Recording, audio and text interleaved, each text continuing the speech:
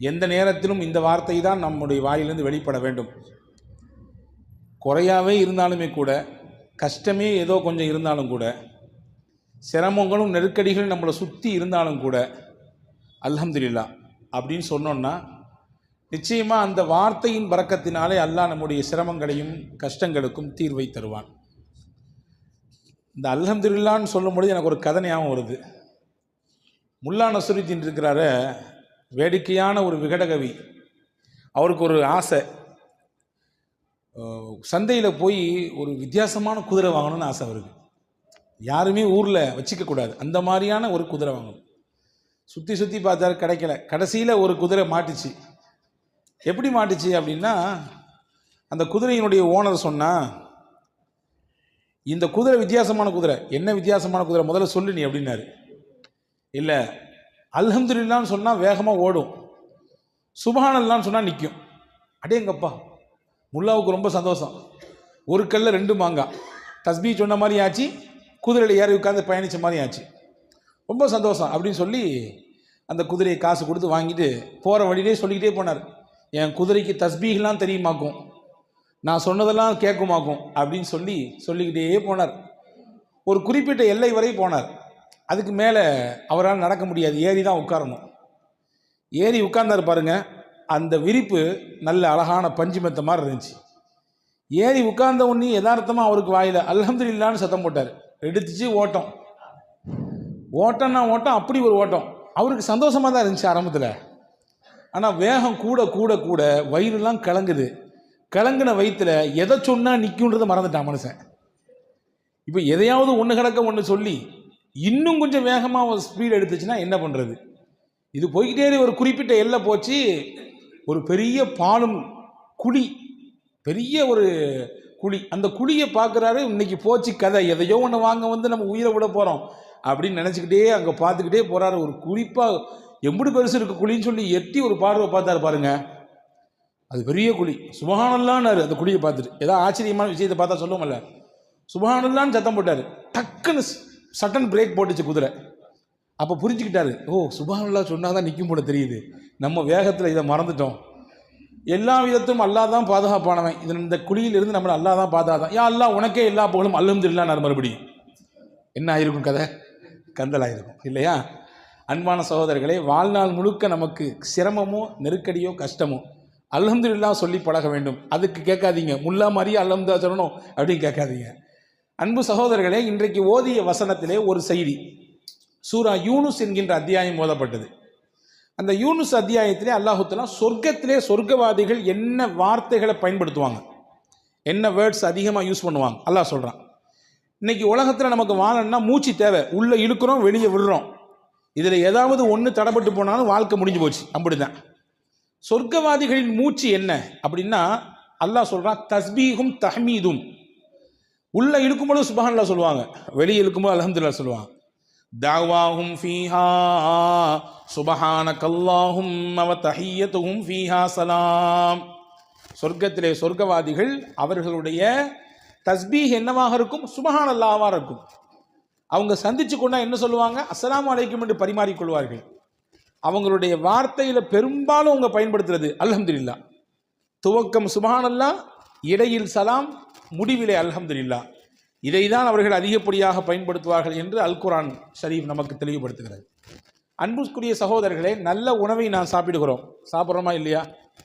எத்தனையோ நபர்கள் உலகத்திலே எச்சில் இலையில் கிடைக்கக்கூடிய உணவு தான் அவர்களின் வயிற்று பசியை ஆற்றுகிற உணவு.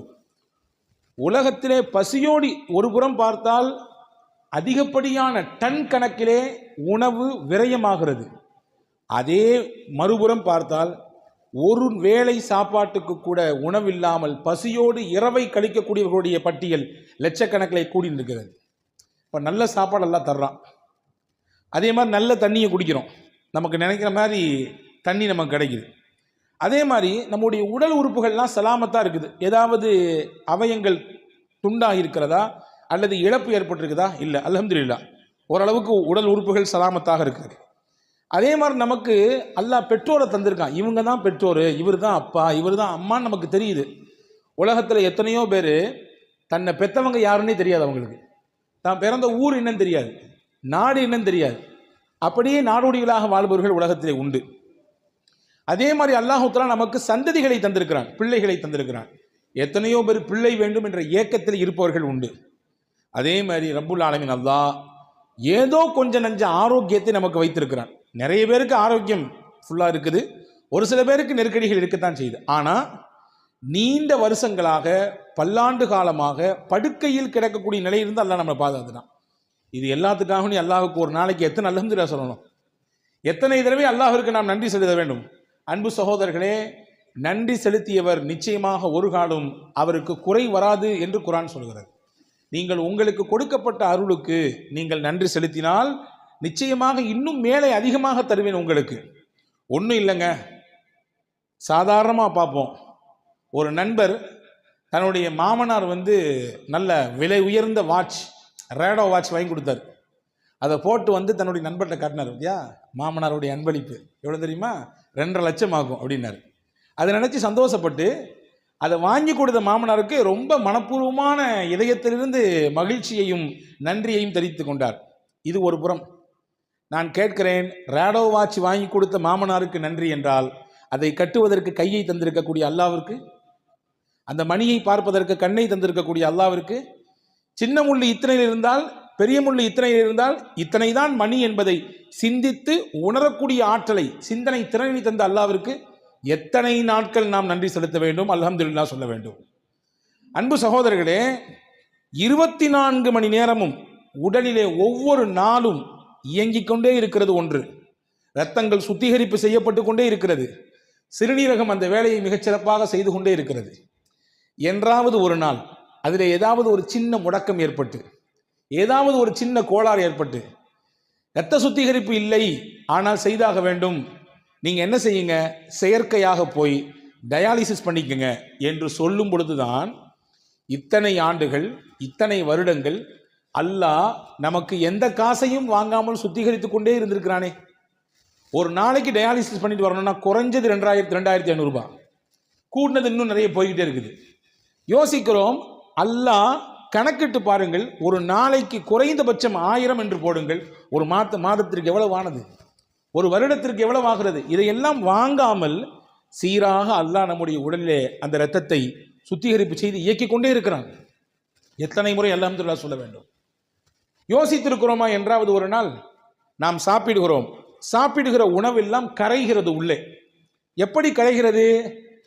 கடினமான பொருளையும் கூட கரைத்து தள்ளி விடுகிறது இல்லையா? பல்லால கூட கடிக்க முடியாது சில பொருளை, ஆனால் எப்படியோ கடிச்சு நறுக்கி முறுக்கி உள்ளே போட்டுடுறோம். ஆனால் பல்லால கூட கடிக்க முடியாத ஒரு பொருள் இந்த வயிற்றுக்குள்ளே போன பிறகு எப்படி அது கரையுது அப்படின்னா, அல்லாஹ் அதிலே ஒரு மகத்துவத்தை வைத்திருக்கிறான். ஒரு சிறப்பான அமிலம், ஹைட்ரோக்ளோரிக் என்று சொல்லக்கூடிய ஒரு அமிலம் உள்ளே சுரக்கிறது. அந்த ஹைட்ரோக்ளோரிக்கு எவ்வளோ பெரிய சக்தி உண்டு அப்படின்னா, ஒரே ஒரு சொட்டு எடுத்து கையில் நீங்கள் வச்சிங்கன்னா இங்கிட்டு வந்துடும். உள்ளங்கையில் மேலே வச்சிங்கன்னா அந்த அமிலத்தினுடைய சக்தி பவர் எவ்வளோன்னா இங்கிட்டு வெளியே வந்துடும். அவ்வளவு பவர்ஃபுல்லானது. ஆனால் அந்த அமிலம் நம்ம வயிற்றினுடைய உள்பாகத்திலே அல்லாஹ் சுரக்க வைத்திருக்கிறான். எதற்கு வைத்தான்? கடினமான பொருள் உள்ளே போனாலும் அதை பஸ்மமாக்கக்கூடிய வேலையை அது செய்கிறது. எத்தனை முறை சாப்பிட்டோடு அல்ஹம்துலில்லாஹ் சொல்ல வேண்டும். போனது செரிக்காமல் நின்று விட்டால், உள்ளே போனது ஏதாவது திட்டுமுட்டாடினால் அன்னைக்கு இரவு தூக்கம் வருகிறதா? அடுத்த நேரம் என்ன நடக்கும் என்ற யோசனை வருகிறதா இல்லையா? அடைக்கிற மாதிரி இருக்குதே, இங்கிட்டு வேற ஓரமாக வலிக்கிற மாதிரி இருக்குதே, என்ன ஆச்சுன்னு தெரியலையே, யோசிக்கிறோமா இல்லையா? உள்ளே போனது செரிக்காமல் வெளியே வராமல் இருந்தால் என்ன நடக்கும் கதை? ஒரு நாள் அல்லாஹ் மனிதனின் பவரை, சக்தியை, அல்லாஹ் பலத்தை எதில் வைத்திருக்கிறான் என்றால் மலத்தில் தான் வைத்திருக்கிறான். மலம் அதிகப்படியாக வெளியே போனாலும் பிரச்சனை, போகாமல் இருந்தாலும் பிரச்சனை இல்லையா? அப்போ செரிக்க செய்கிறானே அல்லாஹ், அவனுக்கு எத்தனை முறை அல்ஹம்துலில்லாஹ் சொல்ல வேண்டும், எத்தனை முறை அல்ஹம்துலில்லாஹ் சொல்ல வேண்டும்? யோசித்திருக்கிறோமா? அன்பு சகோதரர்களே, செரித்த உணவு வெளியேறுகிறது, ஆனால் தானாக வெளியேறவில்லை.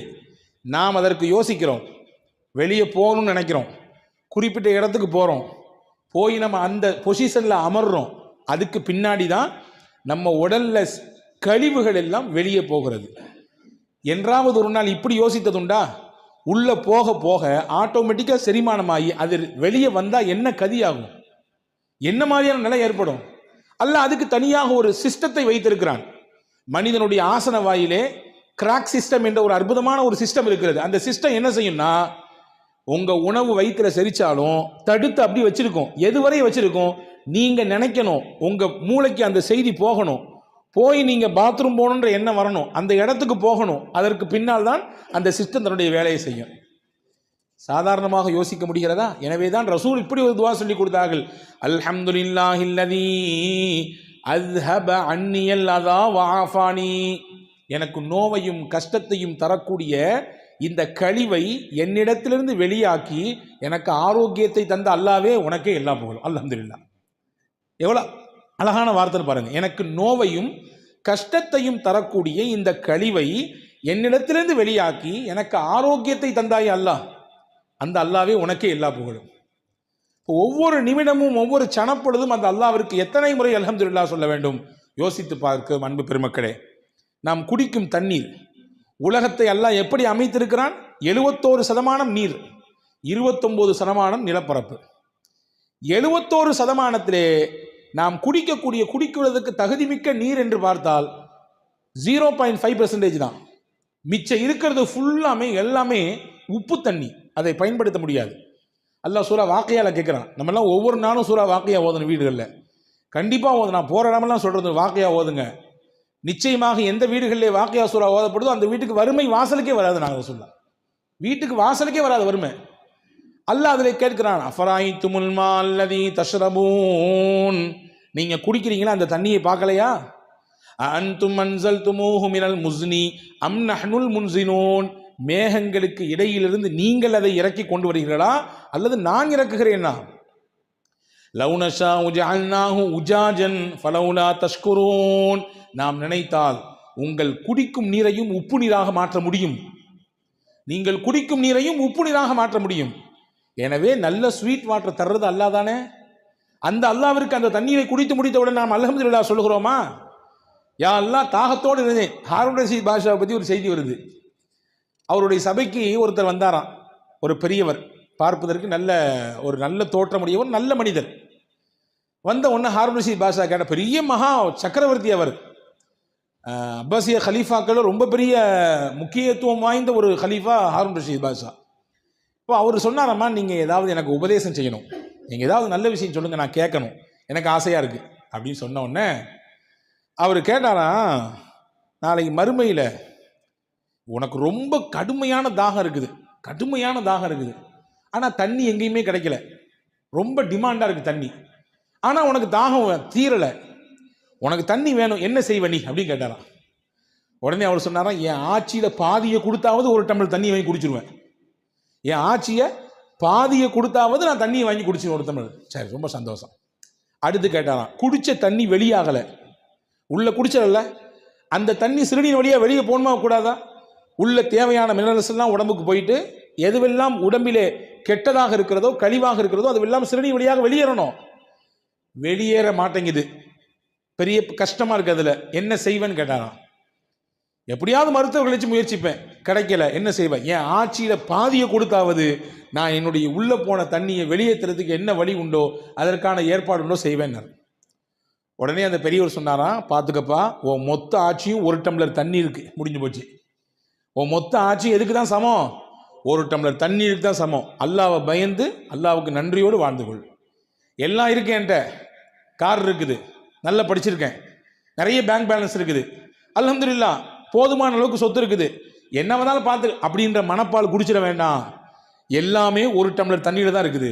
எல்லாத்துக்குமே பாடம் இது, எல்லாத்துக்கும், எனக்கும் பாடம் உங்களுக்கும் பாடம். ஒரு டம்ளர் தண்ணி தான், உள்ள போகலனாலும் பிரச்சனை, போன தண்ணி வெளியே வரலனாலும் பிரச்சனை. எனவே அல்லாவை பயந்து உன்னுடைய வாழ்க்கையை அமைத்து அல்லாவுக்கு நன்றி சொல்லு என்று சொன்னார்கள் அந்த பெரியவர் என்பதாக நாம் வரலாற்றை பார்க்கிறோம். அன்பர்களே, குறைவாக என்ன கொடுத்தாலும் அல்ஹம்துலில்லாஹ், நிறைவாக இருந்தாலும் அல்ஹம்துலில்லாஹ். ஆனால் நம்மள பழக்கம் என்ன தெரியுமா? எது நமக்கு கம்மியாக கிடைச்சதோ அல்லது எது கிடைக்கலையோ அதை நினைச்சு அங்கலாய்ந்து கொண்டே இருப்போம். ஏதாவது ஒரு சின்ன பிரச்சனைனாலும் அதை பற்றி புலம்பி தள்ளுவோம். எப்படிங்க இருக்கிறீங்கன்னு யார்ட்டையா கேளுங்களேன். இங்கே அல்ஹம்துலில்லாஹ் நீங்கள் சிறப்பாக சொன்னீங்க, வெளியே கேட்டு பாருங்க, எங்க ஜரத், முதுகு வலி, மூட்டு வலி, அங்க வலி, இங்க வலி, கடையில் பிரச்சனை, வீட்டில் பிரச்சனை என்று நமக்கு எதுவெல்லாம் குறையோ அதை மட்டுமே வெளிப்படுத்துவோம். நிறையின் பக்கத்தை பார்க்கவே மாட்டோம். அன்பர்களே, எது கிடைக்கிறதோ அது குறைவானாலும் அல்ஹம்துலில்லாஹ் என்று சொன்னால் அல்லாஹ் நிறைவாக தருவான். பாருங்கள், ஒரு செய்தியோடு முடிக்கிறேன். பெருமானார் ஸல்லல்லாஹு அலைஹி வஸல்லம் முஸ்னத் அஹமதில் இந்த ஹதீஸ் வருகிறது. ரசூல் ஸல்லல்லாஹு அலைஹி வஸல்லம் வீட்டோடய ஒருத்தர் போனார். ரசூல் ஸல்லல்லாஹு அலைஹி வஸல்லம் என் கையில் கொஞ்சம் பேரிச்சம்பழம் வச்சுருந்தாங்க. அதில் ஒரு பேரிச்சம்பழத்தை எடுத்து அவர் கையில் கொடுத்தாங்க. ஒரே ஒரு பேரிச்சம்பழம், இதை வாங்கிட்டு என்ன செய்கிறது அப்படின்னு திருப்பி கொடுத்துட்டார். அதை என்ன செஞ்சார்? வாங்கி கொடுத்தது நீங்களும் நானும் அல்ல, இறை தூதர் முகமது ஸல்லல்லாஹு அலைஹி வஸல்லம். வாங்கியிருக்கலாம். அவர் ஒன்றை வச்சு எப்படி என்ன ஏங்க ஏதாவது யானை பசிக்கு சோள புரியன்னு கேட்பாங்கல்ல, அந்த மாதிரிலாம் கதையாக இருக்குன்னு நினச்சி கொடுத்துட்டாரு திருப்பி. ரசூல் சிரிச்சுக்கிட்டே இருந்தாங்க. அவர் போயிட்டார். இன்னொருத்தர் வந்தார். அதே மாதிரி ரசூல்லா கொடுத்தாங்க ஒரு பழத்தை எடுத்து கையில். அவர் ரொம்ப பவ்யமாக குனிஞ்சு வாங்கிட்டார். நபி ஸல்லல்லாஹு அலைஹி வஸல்லம் தர்றாங்க. கொடுத்தது உங்களுக்கான சின்ன பழமாக இருந்தாலும் தர்றது அல்லாஹ்வின் தூதர். எனவே ரொம்ப மரியாதையாக வாங்கினார். ரசூல் ஸல்லல்லாஹு அலைஹி வஸல்லம் என்ன செஞ்சாங்க? உள்ள உம்மு சலமா ரதியல்லாஹு ஒருத்தர் ஒரு பிள்ளையை அனுப்பி ஒரு 40 திர்ஹம் கையில் இருக்கு வாங்கிட்டு வாங்கினாங்க. உள்ள உம்மு சலமா அம்மாட்ட 40 தங்க காசு இருக்கு வாங்கிட்டு வாங்கினாங்க. அந்த புள்ள போய் வாங்கிட்டு வந்தார். ரசூல் ஸல்லல்லாஹு அலைஹி வஸல்லம் அந்த ஒரு பேரிச்சம்பழத்தை ரொம்ப அருமையாக வாங்கி அல்ஹம்துலில்லாஹ் சொன்னார்ல, அவர் கொடுத்தாங்க. நீ அல்ஹம்துலில்லாஹ் சொன்னதுனால அல்லாஹ் உனக்கு கொடுத்த கிஃப்ட் இதுன்னாங்க. கிடைச்சது கொஞ்சம் தான் நினைச்சு நீ அங்கலாயவில்லை, நீ வருத்தப்படல, நீ அதை நினைச்சு புலம்பல, இதை வச்சு என்னத்தை பண்றது அப்படின்னு நினைக்கல. ரசூல் கொடுத்துருக்காங்க அல்ஹம்துலில்லாஹ் என்று சொல்லி வாங்கிட்டல்ல, அல்லாஹ் உனக்கு 40 திருப்பி தர்றான். நீ சொன்னதுக்காக வேண்டி அல்லாஹ் கொடுக்குற 40 அப்படின்னு சொல்லி ஒரு ஹதீஸ் சொன்னாங்க. மா நஅமல்லாஹு அலா அப்தின் நிஅமா ஃபகால அல்ஹம்துலில்லாஹ் இல்லா கானமா உஅதிய கஸீரம் மிம்மா உகித. அல்லாஹ் எந்த ஒரு அடியானுக்கு தன் புறத்திலிருந்து ஒரு அருளை கொடுக்கிறானோ அதை வாங்கி கொண்டு அவர் அல்ஹம்துலில்லாஹ் என்று சொன்னால் கொடுத்ததை விட அல்லாஹ் அதிகமாக கொடுப்பான். என்ன கிடைத்ததோ அதை விட அல்லாஹ் அதிகமாக கொடுப்பான். இதுதான் பழக்கம்.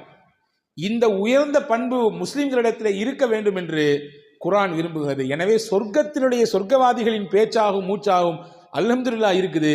நீங்களும் உங்களுடைய வாழ்க்கையில உங்க அல்ஹம்துலில்லாஹ்வை நீங்க பேச்சாகும் மூச்சாகும் அமைத்து கொண்டால் உங்களுக்கும் அந்த உயர்ந்த சொர்க்கத்தை போய் சென்றடைய முடியும் என்கின்ற அழகிய விஷயத்தை அல் குர்ஆனிலே சூரா யூனுஸ் என்கின்ற அத்தியாயத்தின் இந்த வசனத்தின் வழியாக நமக்கு அல்லாஹ் எடுத்து எம்புகிறான். இன்ஷா அல்லாஹ் சொல்லலாமா எல்லாரும்? அல்ஹம்துலில்லாஹ். அல்லாஹு தஆலா தௌஃபீக் செய்வானாக. முழுமையாக அவனை விளங்கி நல்லமல் செய்யக்கூடிய வாய்ப்பை அல்லாஹ் நசீபாக்குவான்.